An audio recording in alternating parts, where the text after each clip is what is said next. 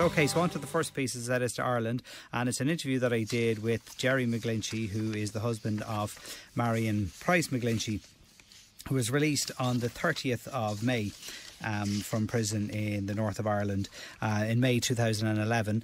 It is said that the former Northern Ireland Secretary, Owen Paterson, revoked her licence under which she was released in 1980 because of her alleged involvement with dissident Republican activity in the north of Ireland, and she was sent back to prison. Now, her family, of course, and plenty of others dispute this, because that there was any such licence, because in 1980 she was released under a kind of a royal pardon.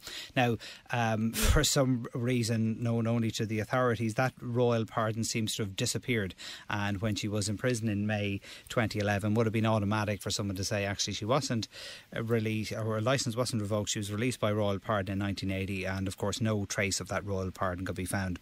Well, last week on the 30th of May, Marian Price was released, much welcomed by her family and beyond, also people in Sinn Féin, leading academics in Northern Ireland and the United States, Professor Phil Scratton from Massachusetts, Dr. Linda Moore from the University of Ulster, SDLP, the AOH Father Sean McManus from the Irish National Caucus in Washington DC, TDs Claire Daly and other independent TDs spoke about it as well as Fianna Fáil senators, Jerry Conlon, we'd Speaker Rashida Moghrabi from Palestine, and even Trevor Lunn of the Alliance Party in Northern Ireland questioned, I'm not saying he got behind it to support it, but he questioned the keeping of her in prison as well. So that's the volume and the level of support was behind it. So eventually she was released. So I caught up with Jerry during the week by telephone. So there's the annoyance, for want of a better word, that she should never have been in jail in the first place, because, as you know, a royal pardon was destroyed. Yes. If that royal pardon had been available, you know, there was no licence to be revoked. Yeah. That is one of the things that annoys us. Yes. Now, just before we get on to the royal pardon, what state is Marian's health in at the moment? She's very ill. Her immune system's very, very low. She's very badly affected with arthritis, and because they've been trying to bring up her immune system, she hasn't been able to get her treatment for the arthritis. So it's taken a great hold on her, you know. Right. And is she? What care is she in? Is she in hospital at the moment, or is she at home? She is at home with daily home care package. Right. You know. So the doctors hope that the environment will give her that added chance to improve quicker. Okay. Now, just as you mentioned, and as you know, it's pretty much 2 years, May 2011, since Marian was sent to prison, and there's certain conditions around as to how she ended up in prison without trial. Now, Marian was released, if my memory serves me correct, back in 1980, and that's correct, yep. It was as a result of some kind of a royal pardon. Now, that royal pardon went missing, or can you tell us a little bit more about that? Well, what actually happened when she was arrested in May, she was taken to court, and the judge immediately granted her bail on the charges, only we were then told that her licence had been revoked by the then Secretary of State, Owen Paterson. So the solicitor immediately challenged that and said there's no licence to be revoked. Marian was released on what was called a royal prerogative of mercy, better known as a royal pardon. Yeah. And of course, the establishment then, in order to produce the pardon, came up with first of all with the scenario that couldn't be found, and then secondly that it's been destroyed, shredded, and that no copies existed. Yeah. And to say, seeing people believe in the man on the moon than would believe that story. Yeah. Yeah, it's incredible how people like that could lose something. And even on the BBC website, they were still going with the notion that she was put in prison as a result of her a licence being revoked. Yeah. As I said, it's the only pardon in the history of the British state to go missing. You know, yes. So I think speaks for itself. Yeah. As I say, it stinks of MI5, you know. As I said, we know Marian was in prison, and she was in pretty poor condition in prison, discussed in the Dáil, and it was even mentioned at one stage by a member of the Alliance Party in the Northern Ireland Assembly, which is how critical the condition, Marian's condition, became. Now, I appreciate it's not easy for you to go through this, Jerry, but can you tell us a little bit about the conditions that Marian had to endure in prison? Well, she was in prison for just over 2 years. Actually, in June last year, she was moved to hospital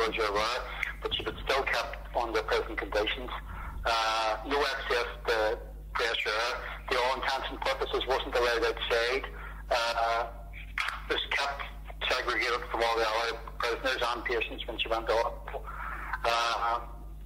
When she moved from Maghaberry to Hydebank, the conditions in Hydebank were absolutely deplorable. She was in a blocked off way at the end of a corridor with no windows, no natural light there, to all intents and purposes, no fresh air, you know. So, as I say, that's where our health deteriorated, accelerated the deterioration of our health. Yeah. And then, of course, she had to be moved to hospital then. Yeah. Where my dad, she at September, she had 2 bouts of pneumonia. Doctors told us that either of which could have killed her. And as I say, the often problem that we have and we're hoping can eventually be solved, though through it's a long journey, is her immune system has been decimated, you know. Now, as they said that the pardon went missing, now you think that this obviously had something to do with MI5, that something like this went missing. What eventually then was their reason for releasing Marian? Is it as a result of her condition? We don't know. The commission decisions aren't made public. The hearings aren't public. The decisions, the reasons for the decisions aren't public. Right, so there's no official... It's a weapon, in a lot, any parent would love to have that as a weapon that they can arrest people, not produce any evidence. As I say, that's the law. Hearings held in secret. The defendant's not allowed to know the evidence against it. It's called CMP, Closed Material Procedures. And as I say, where do you go, you know, to answer that? You know, as I say, the Good Friday where the justice would be done and seen to be done, you know. So, what position are we in there then? As I say, Lord Newburger, I've said on previous occasions, who's President of the Supreme Court in England, has said that all judgments should be open and available to be seen. Now, on that basis then, is it possible then at any stage that they could do the same again? Yeah, that's the tragedy about it. The royal pardon is missing, they'll say she's out on license again here. Right. So the same scenario applies completely. Is it a case where you believe that people in the north of Ireland or anywhere else who associate themselves with Republicans who haven't, for want of a better description, bought into the Good Friday Agreement, do you feel that there is a certain victimisation of people who associate with groups like that, or are they being targeted in some ways by the police? Well, there could well be. As I say, I wouldn't be up to speed enough to know about that. The only thing I can tell you is earlier this year the Committee for the Administration of Justice put out a report, and in the report they said MI5, secret, unreformed and unaccountable, is now running one of the most sensitive areas of policing. This is a disaster that wouldn't happen for confidence in the rule of law and the peace settlement. Right. And that was Jerry Mc Glinchey there in an interview about the release of Marian Price, and indeed, as he mentioned, the farcical situation where the pardon she was given in 1980 disappeared, and the potential or the allegations that MI5 could have some involvement in it all, and indeed with policing in Northern Ireland. So quite frightening stuff. OK, so on to our next piece. It's about the US drone strikes. The US drone strike killed the number 2 Pakistani Taliban in North Waziristan on Wednesday last, when the 29th of May. 3 security officials in what would be a major blow against militancy. This is according to Reuters. Now, on the show, before we spoke to Mr. Kaswar Klasra, who is a Pakistani investigative journalist. So I caught up with him to find out what he thought about this, about the recent attack, what effect it had on the Taliban, what effect it might have on the United States and their withdrawal from Afghanistan, and indeed what it does for Pakistani sentiments towards Americans. This is true that a US drone attack struck here in Pakistan's Waziristan during the last couple of days, and it targeted Commander Waliur Rahman, who was one of the most efficient and second in command of Pakistan Tehreek-e-Taliban, TTP, Tehreek-e-Taliban, Pakistan's militant group, and he was killed reportedly. A day after the drone struck here in Pakistan, Taliban themselves confirmed the news that one of their die-hard and efficient commander has been killed. Yes. This is true. So it's been confirmed by a reliable source?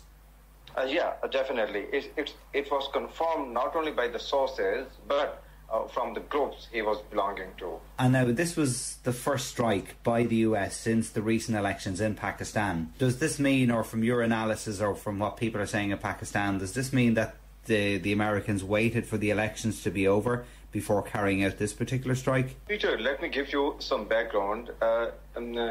I think you are well aware about the deal, the possible deal between the Pakistani government and the Taliban. They were striking a deal, a peace deal, within next couple of months.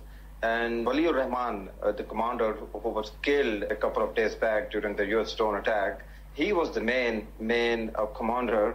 Or you can say he was pro-talks, pro-peace deal talks commander. And with the elimination, with the assassination of this Taliban's commander, I think the Pakistani government is in a fix now, because the Taliban's, the TTP, has said yesterday that they are not going to strike a peace deal with the new Pakistani government. I think with the elimination of this such an important leader of Taliban's militant leader, I think Pakistani government will have to face another wave of terrorist attack inside Pakistan, and also the Taliban's commander and the TTP, they will strike in Afghanistan as well. Definitely the Americans, the NATO forces, they will be the prime target of these militants. And I think it was shocking news, not only for the Pakistani side, but also for some of the groups there in Afghanistan as well. Because you're well aware that the NATO forces and the US forces are planning to withdraw from Afghanistan in 2014.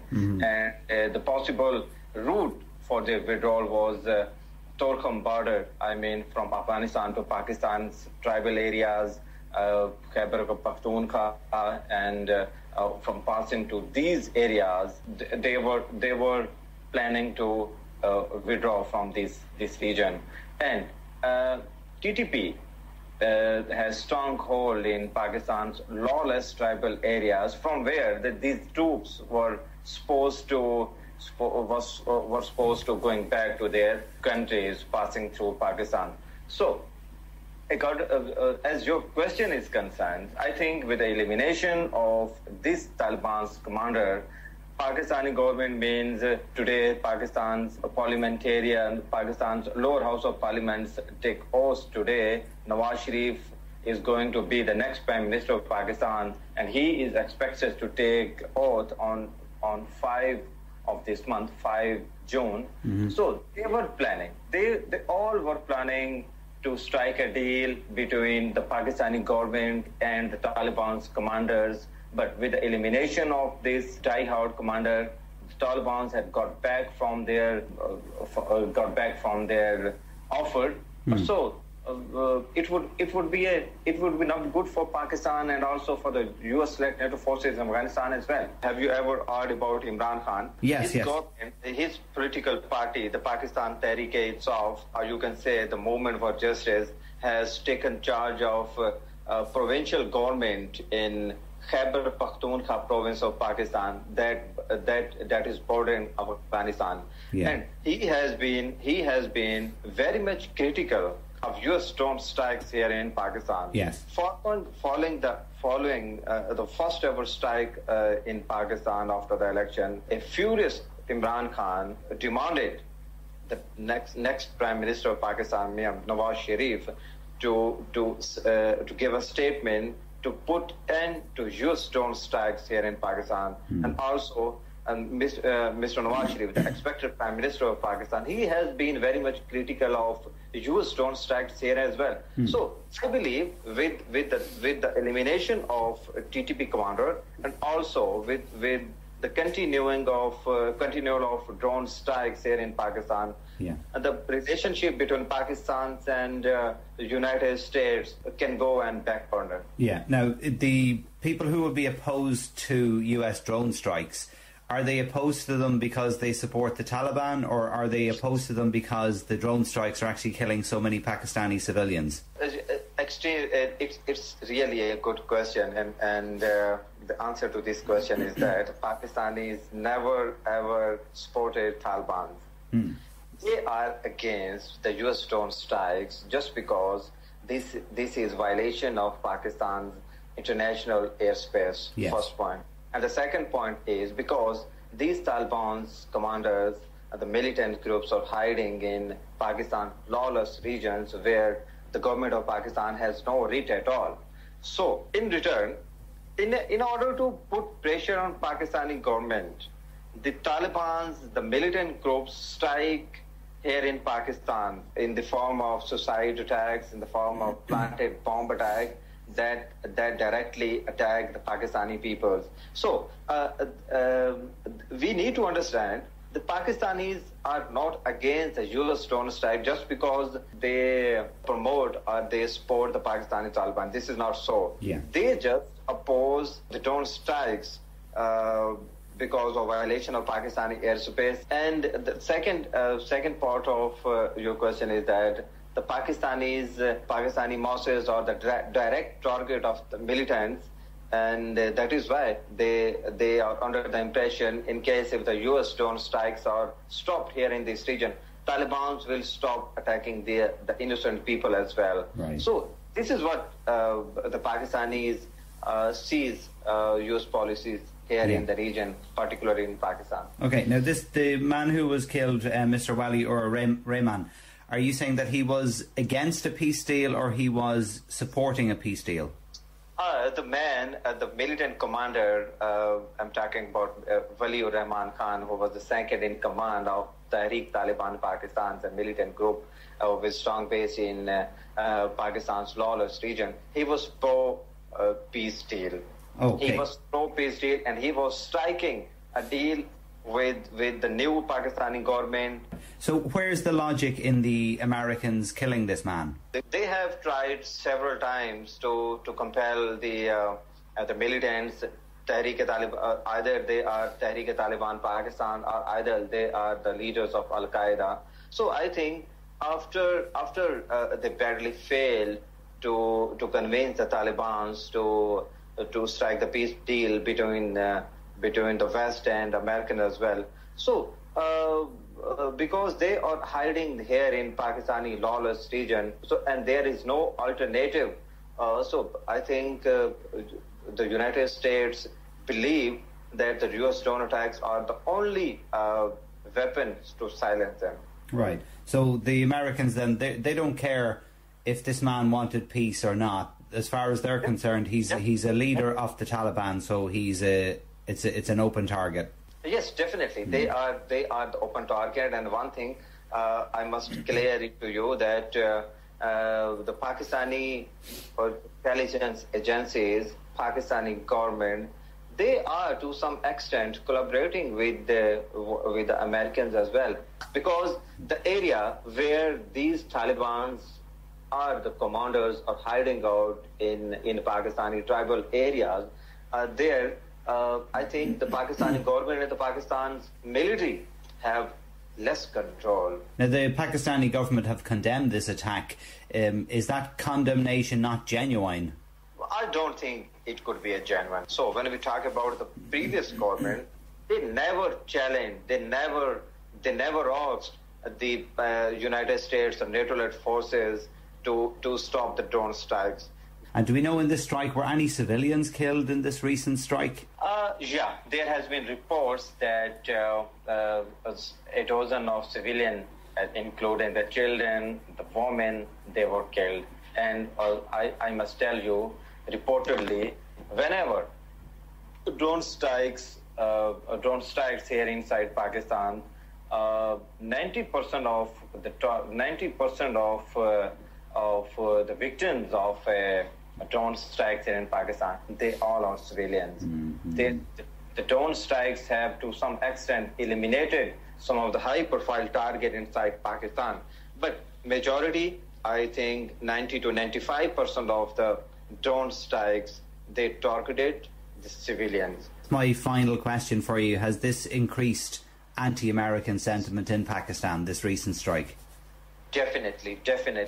These drone strikes has fueled anti-American sentiments inside Pakistan, anti-American sentiment across Pakistan. And the first and major phenomena of this drone strike was that the provincial government of Khyber Pakhtunkhwa province of Pakistan, they issued a statement yesterday that they could cut NATO supply.